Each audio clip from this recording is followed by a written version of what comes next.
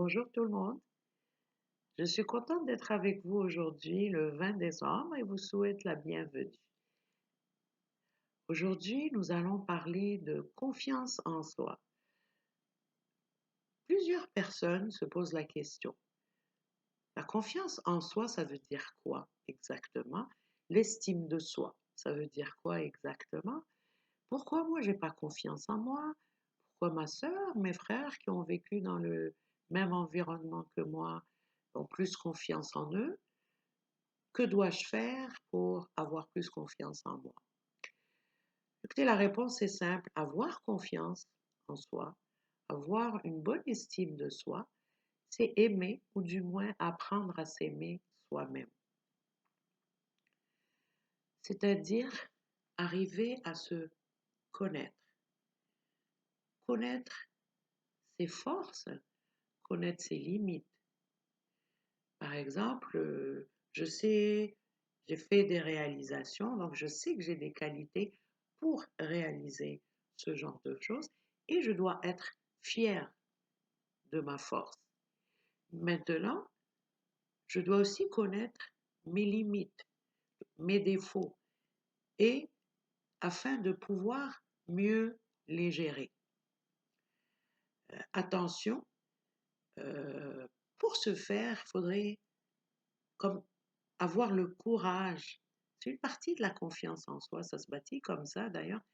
Avoir confiance en soi, ça veut dire avoir le courage de se remettre en doute, de se remettre en question, de douter de soi-même, au lieu de rejeter la faute de ses échecs toujours sur les autres. Puis attention, douter de soi-même ne veut pas dire s'autoflageller 24 heures sur 24. Ça veut dire juste se connaître, puis dire, être capable de dire, oui, j'ai fait une erreur, je l'assume. OK? Alors, ne pas avoir confiance en soi se soigne. En tout cas, je préfère dire que avoir confiance en soi s'apprend. Alors, en PNL, on dit que si on veut, on vous suggère, si vous voulez apporter, si vous voulez améliorer un comportement, si vous voulez changer un comportement, la chose simple qu'il y a à faire, c'est de vous trouver un modèle. C'est-à-dire dans le cas où vous voulez avoir plus confiance en vous, vous allez vous trouver un modèle autour de vous qui lui a confiance en lui ou du moins a l'air de confiance, d'avoir confiance en lui. Vous trouvez ce modèle, puis vous commencez à l'observer. L'observer ne veut pas dire regarder. C'est-à-dire vous l'observez et vous commencez à l'imiter. Faire comme lui, tout simplement. Observer, ça veut dire regarder son eye contact, regarder la façon dont il serre la main, la façon dont il marche, la façon dont il s'exprime, puis commencer à l'imiter. Pourquoi cet exercice? Parce que, bon, tout le monde sait qu'on a un cerveau, on a un cœur, un estomac, on a plein de tous nos orgasmes, mais on a aussi une chose qui est bienveillante, qu'on possède tous, c'est l'inconscient. Puis c'est dommage qu'on n'en parle pas beaucoup. Depuis les 20 dernières années, on en parle assez. Mais alors, l'inconscient, il y en a qui vont dire c'est une intuition.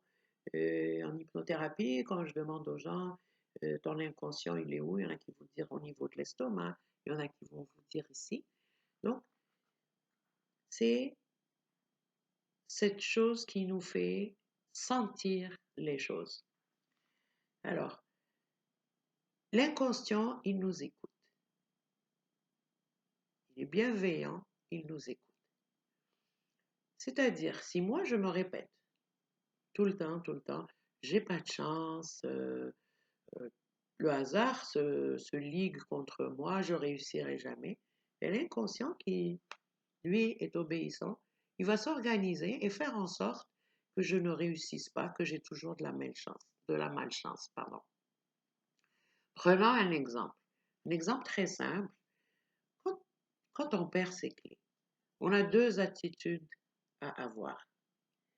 On peut soit se dire, oh, c'est encore arrivé à moi, puis j'ai un retard, j'ai un rendez-vous important, je vais avoir un retard, je ne peux pas démarrer ma voiture.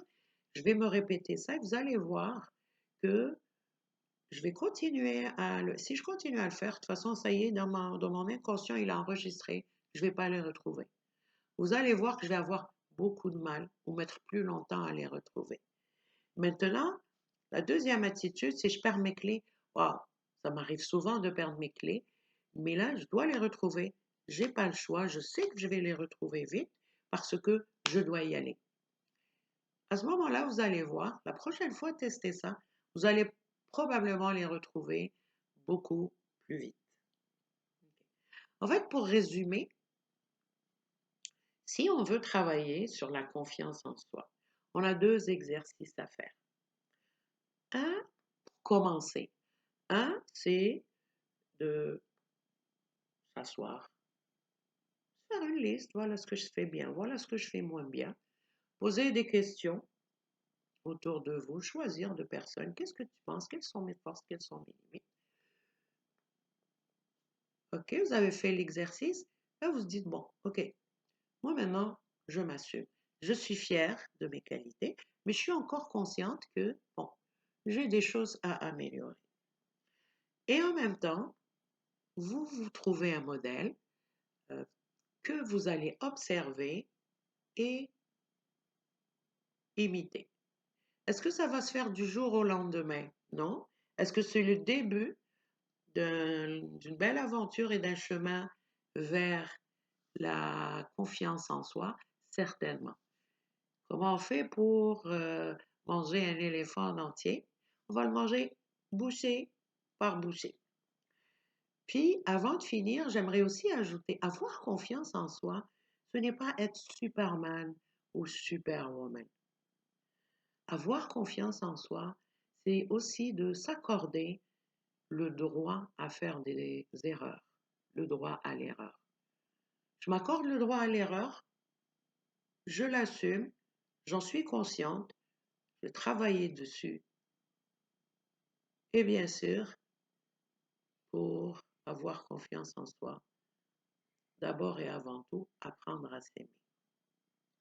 Merci beaucoup. À la prochaine. Bye bye.